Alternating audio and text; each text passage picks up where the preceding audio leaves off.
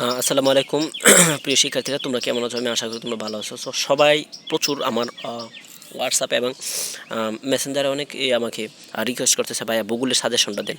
প্রায় অলরেডি অনেক সাজেশন দিয়ে ফেলেছি তোমাদের, আর যে বিষয়ে সাজেশন লাগে জাস্ট নিয়ে যাবা।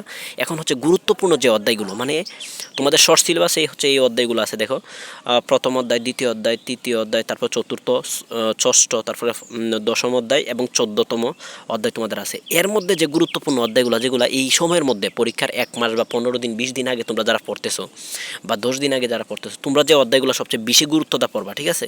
এটা হচ্ছে তোমরা মহাবিশ্ব ও বাংলাদেশ, মহাবিশ্ব, আমাদের পৃথিবী, এটা পড়বা। স্টার চিহ্ন দেওয়া, মানবন্টন, মানচিত্র, মানবন্টন, এটা খুব মানে ছোট্ট একটা পার্ট। এখান থেকে 3টা কি 4টা এমসিকিউ থাকে, খুব ভালো করে একটু পড়ে নিবা, ঠিক আছে?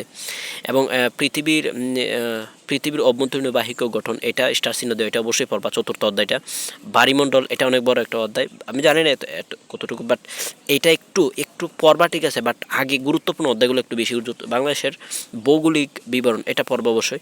বাংলাদেশ দেশের প্রাকৃতিক দুর্যোগ, এইগুলা, এই পার্টটা একটু ছোটো, বাট এই যে স্টার চিহ্ন দেওয়া পার্টগুলো আগে পড়বা।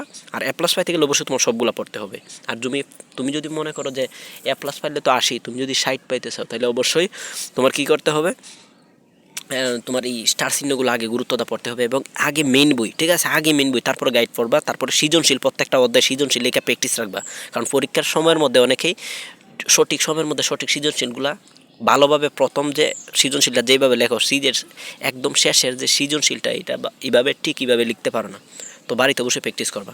এবং মানবন্টনটা দেখো তোমরা, 8টা সৃজনশীল থাকবো, এর মধ্যে 20টা সৃজনশীল, 8টা সৃজনশীল থাকবে। 8টার মধ্যে দিতে হবে তোমাদের হচ্ছে 5টা, প্রত্যেকটার মার্ক হচ্ছে 10 করে। আর সংক্ষিপ্ত প্রশ্ন থাকবে হচ্ছে 15টা, প্রত্যেকটার 15টার মধ্যে 10টা দিতে হবে।